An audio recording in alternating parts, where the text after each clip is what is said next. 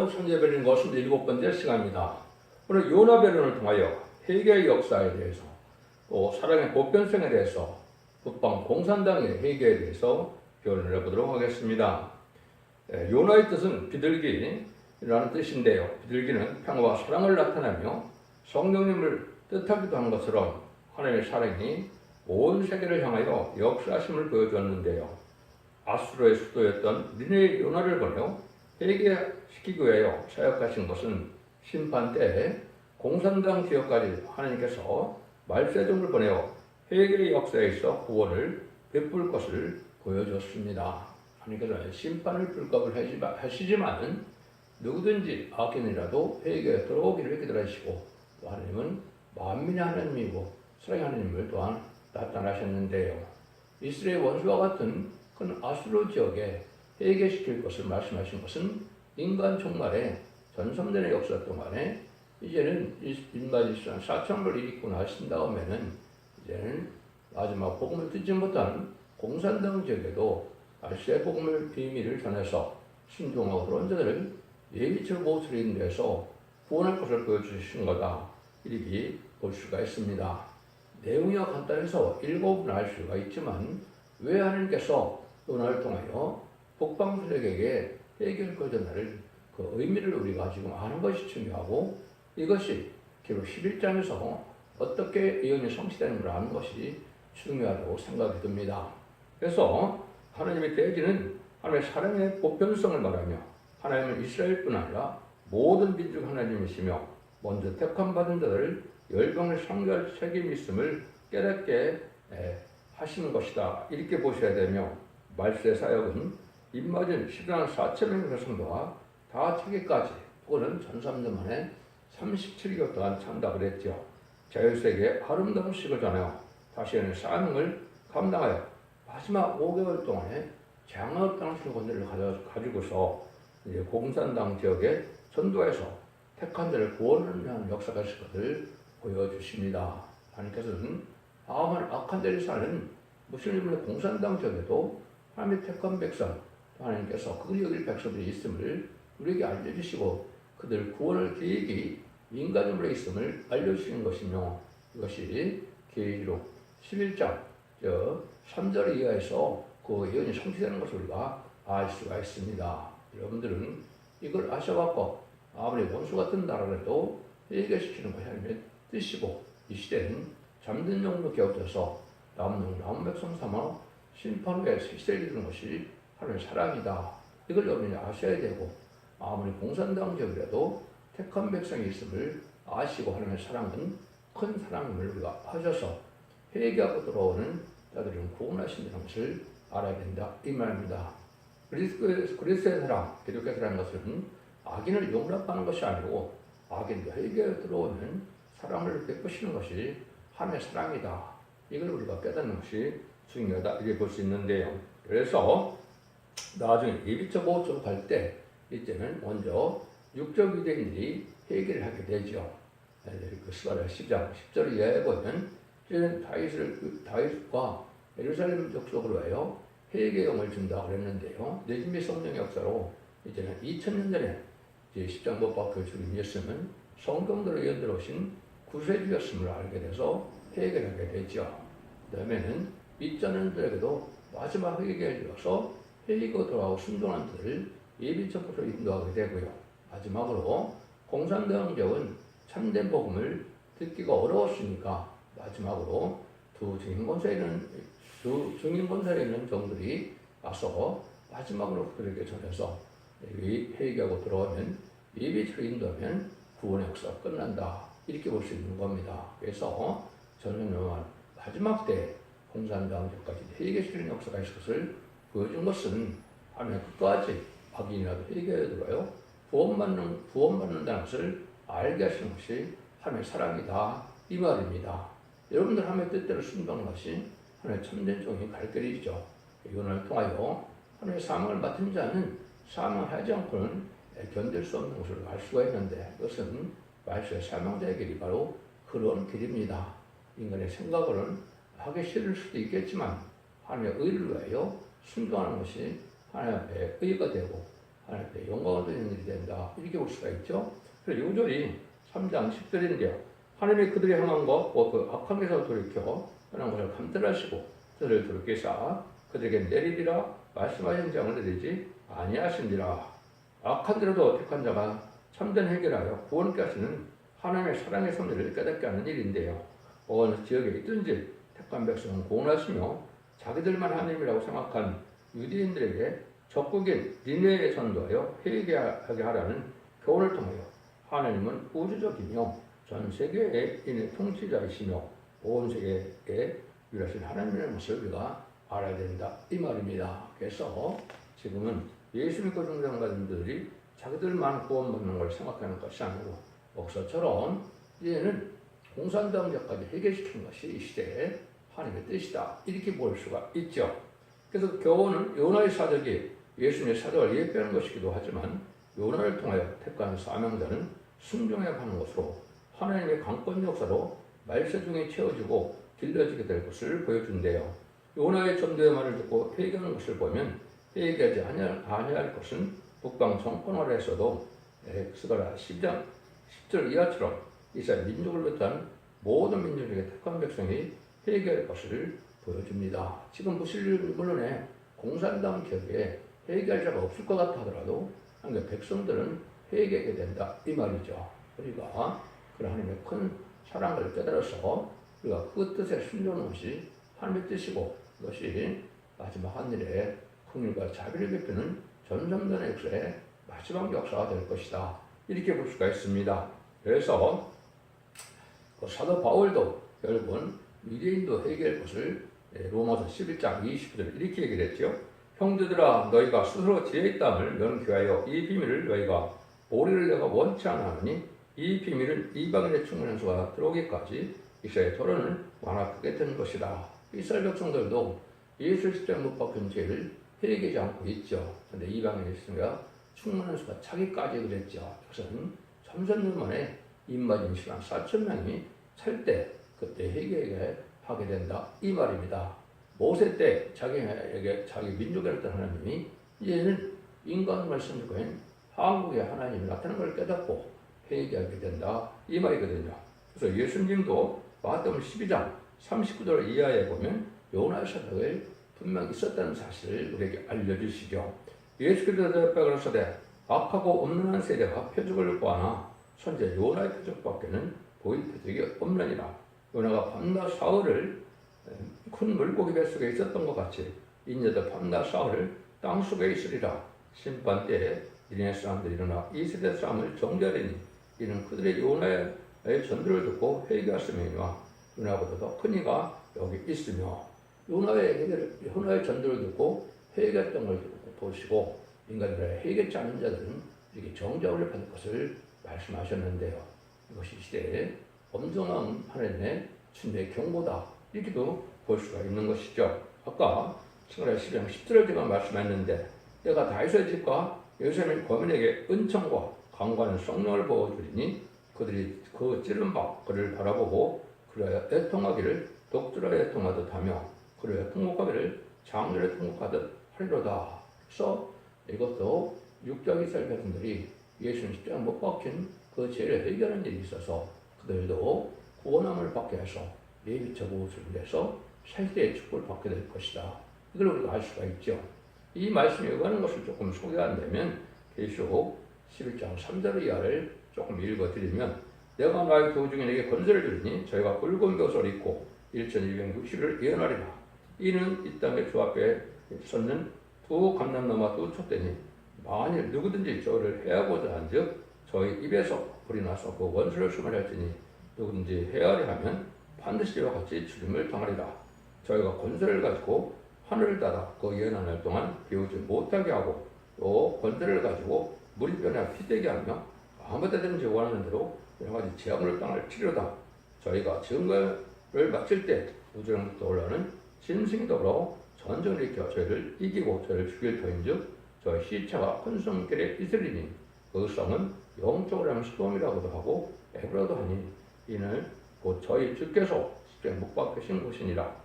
백성들과 족속과 광과 나라 중에서 사람들이 그 시체를 사흘 반 동안 목도하여 그 무덤에 장사지 못하게 하리로다. 이 두 선지자가 땅에 거하는 자들을 괴롭게 하고 하는 거로 땅에 거하는 자들이 저희 죽음을 즐거워하고 기뻐하여 서로 예물을 보내리라 하더라. 3일반 후에 하나님께로부터 생기가 저희 속에 들어가매 저희가 발로 일어서니 구경하는 자들이 크게 두려워하더라. 하늘로부터 큰 음성이 있어 이리로 올라가람을 듣고 저희가 듣고 구름을 타고 하늘로 올라가니 저희 원수들도 구경하더라. 무슨 계시록 11장 3절에서 10절, 12절까지인데요. 이거를 여러분이 잘 아셔야 됩니다. 마지막 그 자비가 임하는 전사명 동안 전 세계 인마진 4,000명을 37개월 동안 이제 일으키게 되고 나머지 5개월 황충해난 때 이렇게 권세를 가지고 장을 주었다는 권세를 가졌다 그랬죠. 그래서 모세의 권세와 엘리야의 권세가 두 증인 권세가 나타나는데 이 권세를 가지고 공산당은 에게 마지막으로 복음을 전하 회개케 한다 이 말입니다. 거기서 죽음을 당하는 것처럼 결국은 쓰러지게 되는데 3일반의 생기가 들어서 주님께서 이리로 올라갈 때 올라간다 그랬죠. 그것이 임마는 시간 4,000명의 배성도가 마지막 삶을 하는 광경을 알려준 것인데 이거를 잘 알지 못한 것이 기독교의 현실이죠. 두 증인이 두 선지자가 되는 것은 다시 사명을 감당하는 신분을 나타내는데 그것은 두 명으로 되어 있지만 임마진 일상 4,000명이 다 함께 역사를 보여주는 것이다 이 말입니다. 오히려 실패하는 것처럼 죽임을 당한 것처럼 죽임을 당한 것처럼 되지만은 실제 죽은 것이 아니고 하나님의 머릿속에 권세를 거둬가고 그때 생기가 나서 7년이 완전수로 별의 생사를 몸이 돼서 공중강림하신 예수님을 영접하게 된다는 것이 계시록 11장 12절 내용입니다. 이 말씀대로 역사할 것을 보여준다면 하나님의 사랑이 공산당까지도 임하게 해서 공산당의 택한 백성을 회개시키는 역사가 있을 것을 보여줬다 이렇게 볼 수가 있죠. 그 내용은 여러분이 간단하니까 내용은 간단히 요나서를 보도록 하겠습니다. 1장에서는 요나가 사명을 버리고 도망을 갔죠. 선지자가 첫 번째 의임사항이 여호와께서 말씀이 아미떼 아들 요나에게 임하니라 이르시되 너는 일어나 저 큰 성읍 니느웨로 가서 그것을 쳐서 잃지라 그 악독이 내 앞에 상달하였습니다. 그래서 1절 2절에 이렇게 되어 있죠. 그래서 이것이 요나가 하나님의 명령을 받았는데 요나가 이거 하기 싫어서 도망을 가죠. 3절 4절 보면 하늘 뒤에 도주하는데 이제 폭풍이 나타나죠. 그러나 요나가 여호와 낯을 피하려고 일어나 다시스로 도망하려 하여 욕바로 내려갔더니 마침 다시스로 가는 배를 만난지라. 여호와의 낯을 피하여 함께 다시스로 가려고 성과를 주고 배에 올랐더라. 여호와께서 대풍을 바다 위에 내리심에 바다 가운데 폭풍이 대적하여 배가 거의 깨어지게 된지라. 이렇게 얘기를 했었죠. 그래서 결국은 이제 요나가 다시로 가는 그 배를 탔다 이 말이죠. 욕바로가 내려서 다시 가는 배를 만난지라 이렇게 얘기죠. 그래서 여호와 낯을 피하고 사람을 감당치 않으려고 도망가는 요하를 우리가 볼 수가 있죠. 그래서 이제 이렇게 도망을 갈 때 하나님께서는 큰 물고기를 예비해서 물고기가 삼키는 역사가 있죠. 참으로 놀라운 역사죠. 이런 일을 통해서 하나님의 사랑을 우리에게 알려주는 것이다 이렇게 볼 수가 있습니다. 그래서 15절에 보시면 뭐라 그럽니까? 이제는 요나를 들어 바다에 던지매 바다에 찌드는 것이 곧 그치리라. 많은 풍랑이 일어나서 이제 요나를 잡아서 바다에 던지니까 큰 파도가 멈춤을 할 수가 있죠. 그래서 요나를 위하여 하나님께서는 뭘 예배했습니까? 물고기를 예배했죠. 17절에 보면 여호와께서 이미 큰 물고기를 예배해서 요나를 삼키게 하셨으므로 요나가 3일 3일을 물고기 배에 있으리라. 요나서 1장 10절 이렇게 되어 있죠. 인간적으로는 참 이해가 안 되는 일이죠. 그래서 아마 큰 고래와 같은 물고기를 예배하셔서 특별히 하나님이 요나를 삼키도록 해서 그런데도 죽지 않고 3일 동안 기도하는 것을 우리가 알 수가 있죠. 이것이 이제 예수님이 십자가 못 박혀 들어가셔도 요나의 표적이라는 것은 육체로는 죽임을 당하여 아리마대 요셉에 있었지만은 영어로는 이제 노아의 방주 때 셋의 후손들을 얘기하는 되죠. 방주의 법을 지키지 않고 방주를 파면서 이제는 구원받지 못하고 음배했던 자들을 구원할 역사가 있다고 베드로전서 3장 19절에 얘기를 했죠. 복에 받은 영웅들에게 결국은 영웅들에게 복음을 전파했다고 그랬죠. 이런 것이 열심히 하는 사역이고 이것이 또 요나가 표적이 예표가 된다 이렇게 말씀하셨죠. 그러니까 참으로 놀라운 하나님의 섭리를 할 수가 있고 그 섭리가 이루어서 2500년 가까이 본부에 있던 자들을 이제 나홀로 옮기는 역사를 한 것을 우리가 할 수가 있고 하나님의 섭리는 참으로 놀랍게 이렇게 성취되는 것을 우리가 알 수가 있다 이 말입니다. 그래서 요나가 회개하고 이제 그 다시 살아나는 역사가 나타나죠. 1절, 2절에 보면 요나가 물고기 뱃속에서 그 하나님 여호와께 기도하여 가로되 내가 받는 고난을 인하여 여호와께 불러 아뢰었었다니 주께서 내게 대답하셨고 내가 서울의 뱃속에서 부르짖었더니 주께서 나의 음성을 들으셨나이다. 참 하나님께서 요나의 뱃속에서 죽지 않게 하는 것도 참 기적적인 역사지만은 그 속에서도 기도하게 해서 그 기도를 들으시고 역사하신 하나님을 우리가 볼 수가 있는 것은 인간의 생각으로는 또 있을 수 없는 일이지만 하나님은 우리에게 초능력적인 역사로 역사하실 것을 보여줬다 이 말이죠.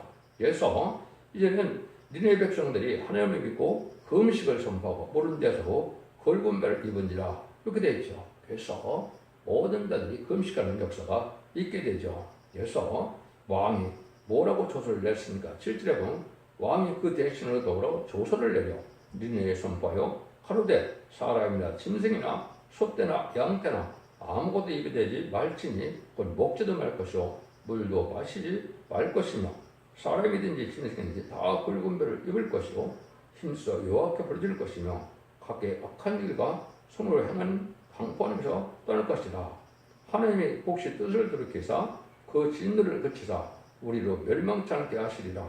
그렇지 않을 줄을 누가 알겠느냐 한지라. 하나님이 그들의 행한 것 곧 그의 악한 것을 돌이켜 떠난 것을 감찰하시고 뜻을 돌이키사 그들에게 내리리라. 말씀하신 태양을 내리지 아니하시니라. 참으로 놀라운 일이 벌어지죠. 그 강팍한 그런 니네 사람들이 이 말씀을 듣고 회개해서 아주 짐승까지도 물까지도 먹지 않는 이런 금식을 하게 함으로 단식이라고 해야 되겠죠. 이걸 하게 되므로 회개해서 그 하나님의 진노를 펴는 역사가 있죠. 이것이 이제 도저히 이해할 것이 이해가 안 되는 무신론의 공산당 지역에도 택한 백성들이 마지막 죽지 않고 실시하고 주문하고자 않고 그런 성천하는 영원한 복음의 아름다운 시를 마지막으로 전할 때 이때 회개가 될 것을 보여준 것이다 이 말입니다.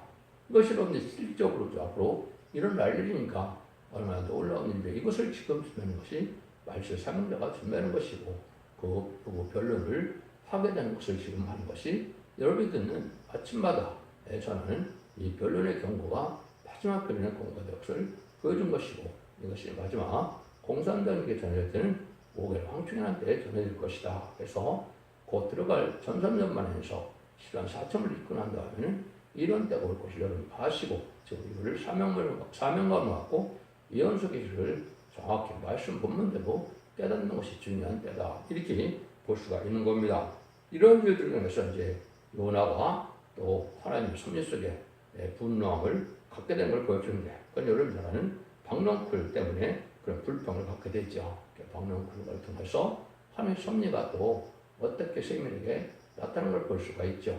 그 말씀을 좀 보시면 요나가 심히 싫어하여 누워요. 여호와께 기도하여 가로되 여호와여 내가 고국에 있을 때 이러하겠다고 말씀하지 아니하나이까.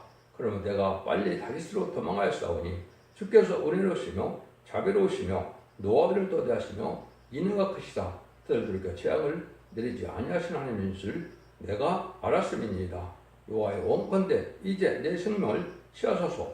사는 것보다 죽는 것이 내게 나음이니이다. 여호와께서 이르시되 너의 성냄이 어찌 합당하냐 하시니라.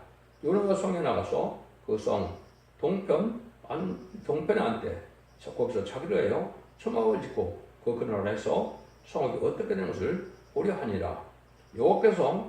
하나님 여호와께서 박농쿨을 준비하사 요나 위에 가리우게 하셨으니 이는 그 머리를 가여 그들이 지게 하여 그 괴로움을 면케 하려 하심이었더라. 요나가 박농쿨에 대한 심히 기뻐했었더니 하나님이 보리를 준비하사 이튿날 새벽에 그 박농쿨을 씹게 하여 곧 시드니라. 해가 뜰 때 하나님이 뜨거운 동풍을 준비하셨고 해는 요나의 머리에 시임에 요나가 공군하여 스스로 죽기를 구하여 그라올 때 사는 것보다 죽는 것이 되게 나으니이다. 하나님이 요나에게 이르시되 내가 이 박농콜레라 성내에 어찌 합당하냐. 그가 대답하되 내가 성내에 죽기까지 할지라도 합당하니이다. 여호와께서 그랬을 때 네가 수고도 아니하였고 배양도 아니하였고 하룻밤에 났다가 하룻밤에 망한 이 박농콜을 네가 아끼었거든. 하물며 이 큰 성읍 니느웨는 자아를 분별치 못하는 자가 12만여 명이요 육축도 많이 있나니 내가 바뀌는 것이 어찌 합당치 아니하냐. 참으로 하나님의 놀라운 것을 하게 되지요. 그래서 요나를 통하여 이제는 이렇게 박농골도 예비하고 또 뜨거운 바람을 통하여 고난을 당해서 죽는 것이 나타나는 이런 말도 하게 하는데 그것에 성내는 것 자체가 요나에게 하나님을 물어보시죠. 또는 이렇게 하룻밤에 났다 하룻밤에서는 박농골 때문에도 화를 내는데 그 니느웨 성에는 결국 자아를 분별치 못하는 자가 12만여 명이다 그랬죠. 그것 때문에 어린아이들이 12만여 명을 넘은다면 전체적으로는 몇 명쯤 되겠습니다. 적어도 60만 명 이상 되는 그러한 성읍이 되겠죠. 그 성읍에 회개치 못할 자가만 있는 것이 아니라 회개에 들어올 자가 있고 하나님이 택한 긍휼히 여길 자도 있는데 어찌 그것을 하나님이 긍휼히 여기는 것이 잘못된 것이냐 이렇게 반문하시죠. 여러분들이 공산당은 악한 자들이니까 다 멸망하는 것이 합당하다 이렇게 생각하지만 하나님은 거기에도 어떤 생각을 갖고 계십니까? 택한 자를 정직하고 깨끗하게 의롭게 사는 자들을 마지막 복음을 전하여 회개하여 새시대의 축복을 받게 되므로 이제는 새시대에 씨를 삼고자 하는 것이 하나님의 뜻이다 이렇게 보셔야 되겠죠. 그것은 하나님의 놀라운 셈이란 인간들의 사랑을 뜻하고 이 시대에 사명자가 어떤 마음을 가지고 사명을 감당하는 것을 보여주는 겁니다. 이 시대에 참된 종이라면 국방공산당의 힘을 양뜰을 기도하고 그걸 살릴 것을 구하는 것이 마땅하고 그 다음에는 쑥을 먹고 저는 양떼가 너무나 많은 때가 된 것이죠. 이단과 탈선되는 자들이 많고 또 기독교인 정통적인 기독교는 하더라도 참된 신앙을 갖지 못해서 속화되고 부패되고 타락하여 대표된 기독교인이 너무 많은 것을 알 수가 있죠. 그들을 눈물겨운 심정으로 이제 깨우쳐서 담대령을 깨침으로 각성받게 하심으로 재림의 주를 영접할 신앙을 시켜서 남은 나온 백성을 통하여 이제는 천년왕국의 축복을 주시는 것이 하나님의 사랑이다. 아담과 배웠던 에덴 동산을 다시 차리는 것이 하나님의 구원의 역사인데 이 시대에 그를 알지 못하는 것이 또한 기독교의 현실이다. 이렇게 읽을 수가 있죠. 기독교의 2000년의 역사는 예수 믿고 충성받아서 영원받게 하는 것이 지금까지 역사였다면 21세기 들어서 지금은 환란적인 날에 남은 나온 백성이 되기 위해서 영육간의 구원을 받는 예언학습을 믿고 듣고 지켜서 원죄점을 해결받고 죽지 않고 새시다가고 좀 나쁘지 않고 편성치 않아 남은 나온 백성으로 에덴 동의 회복인 천국의 축복을 누리게 하는 것이 하나님의 사랑의 완성이고 구원의 완성이고 천지를 창조한 목적의 완성이라는 사실을 여러분이 아셔야 될 때가 왔다 이 말입니다. 그래서 하나님께서는 세계 어느 쪽에도 하나님 그걸로 입을 백성들이 있고 공산당이나 국가제도 남은 백성으로 살 때 축복을 누리게 하는 것이 하나님의 사랑의 뜻이다 이렇게 볼 수 있는 것이죠. 실질적으로 이제 공산당적인 역사는 소련적에서 이런 백성 나올 것을 이사 18장 7절은 이렇게 예언이 되어 있습니다. 그때 강들이 흘러 나는 나라의 창대하고 준수하여 실적부터 두려움이 되며 강성하여 대적을 받는 백성에게 만군의 여호와 앞에 들 예배를 가지고 만군의 여호와 이름을 두신 곳 시온산에 이르리라 이렇게 되어 있는데 이것이 실적부터 들어온 나라는 아주 큰 나라는 바로 러시아가 되죠. 그래서 러시아는 소비에트 연방이 탄생할 때 어떻게 됐습니까? 2천만 명을 레닌그라드에서 학살하고 씌워진 것이 러시아의 볼셰비크 혁명으로 해서 소비에트 연방이 탄생한 것이죠. 이런 나라에서도 하나님께서 나중에 시온산에 예배드리러 온다고 그랬죠. 그 시온산은 천년왕국의 통치왕국을 뜻하는데 그것이 바로 한국이 이제는 천년왕국의 수도가 되고 한국으로 예배드리러 온다. 이것이 하나님께서 하시는 일이고 한국을 통하여 세상을 심판하고 예정을 회복시키는 것이 하나님의 뜻이고 왕국권에 대해 사명을 완수하는 것이 하늘나라를 임하게 하는 것이 이 시대의 참된 기독교인의 사명이다. 이렇게 볼 수가 있고 그 사명을 맡은 자들을 임마진 4,000명으로 결국은 말세의 사명자다. 이렇게 볼 수 있는 겁니다. 여러분들은 이 진리 앞에 순종하는 것이 하나님의 가장 의로운 일이고 하나님께서는 이 시대에 참된 영혼을 깨우쳐서 누구든지 다 해결시켜서 전 세계적인 역사로 심판이 오기 전에 택한 종, 택한 병성을 구원하는 역사, 알고 모으는 역사가 가장 의로운 됨을 아셔야 되고 그것이 바로 곧 있을 전사문의 역사를 통하여 그이들이 마지막으로 전해지는 역사가 이 땅에 있을 것을 말씀하신 것이다.